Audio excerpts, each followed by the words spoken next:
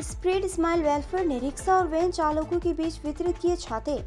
सिलीगुड़ी में भयानक गर्मी पड़ रही है। इसको देखते हुए शनिवार को स्प्रेड स्माइल वेलफेयर की ओर से सिलीगुड़ी शहर के रिक्शा चालकों और वैन चालकों को छाते वितरित किए गए। भीषण गर्मी में रिक्शा चालकों और वैन चालकों को काम करना पड़ रहा है। इसके कारण उनको परेशानियों का सामना करना पड़ता है। सूर्य की किरणें सीधे सिर पर पड़ती है, इसीलिए उन्हें सूरज की गर्मी से बचाने के लिए स्प्रेड स्माइल वेलफेयर ने एक पहल की है।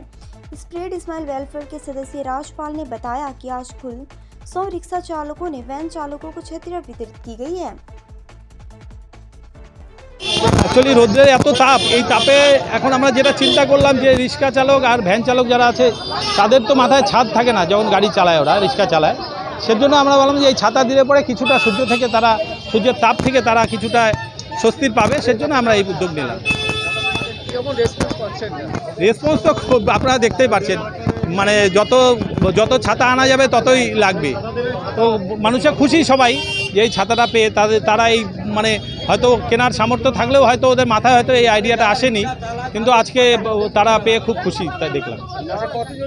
আমরা 100 জনকে ছাতা দিব, সাথে একটা কোল্ড ড্রিঙ্কস বলতে মানে এই জুস দেওয়া হচ্ছে একটা।